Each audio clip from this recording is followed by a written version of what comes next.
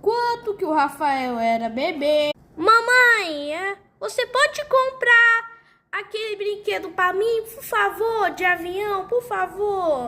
Meu filho, meu filho Rafael, mas eu não tenho dinheiro com isso. Só tenho dinheiro para comprar suas coisas, minhas e você. Eu quero. Rafael, para de fazer birra, menino. Não, para de fazer birra, menino. Vamos ir para casa agora. Não queria ir para casa não. Ah, é?